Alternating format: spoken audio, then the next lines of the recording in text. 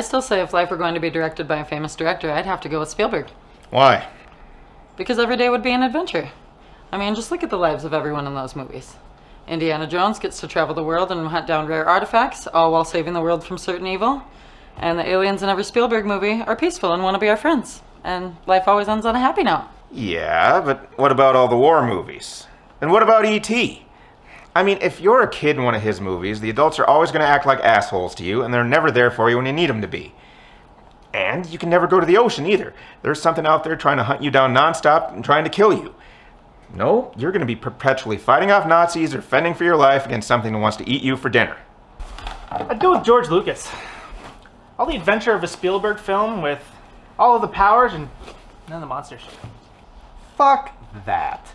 Lucasfilms have their fair share of monsters. It's just that in a Lucasfilm, the heroes always triumph over the monsters before they can do any real damage. Monsters in a Lucasfilm are nothing more than a challenging obstacle in the way of the main plot.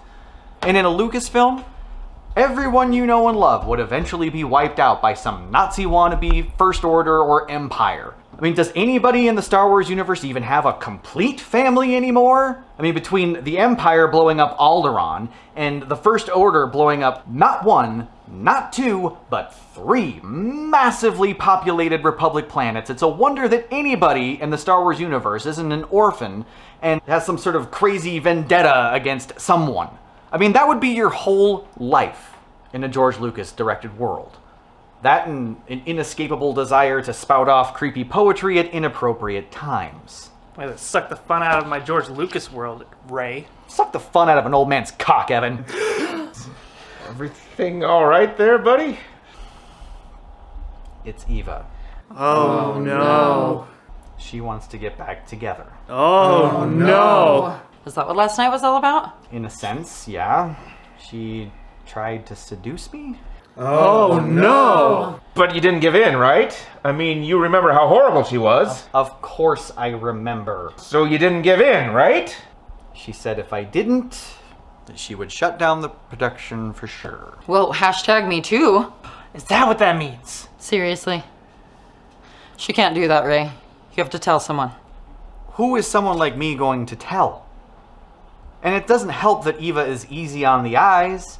I mean, I can already hear the double standard coming out of every man's mouth in the world as they wonder why some ugly shithead like me would ever willingly turn down sex from a woman who is 10 times out of his league. It's true, I'd do her. Don't be a pig, Evan. So what are you going to do? I don't know. It isn't exactly easy to get a movie funded in this small town, and she was the only one willing to put up the money. We could try doing a bake sale. There's too much overhead. Ooh, Kickstarter. We're not big enough to get that kind of attention. GoFundMe? Nobody's dying. Well, I have an idea, but you might not like it. I'm afraid. I'm very afraid. You agree to her terms, and you sleep with her. Now hear me out. All you've really got to do is get her to admit to everything. On camera. Oh. But why do I have to sleep with her again? Well, I'm not saying you will for sure, but there's no telling how far you'll need to go before you get her to say what you need her to say. Fine, I'll sleep with my ex-girlfriend.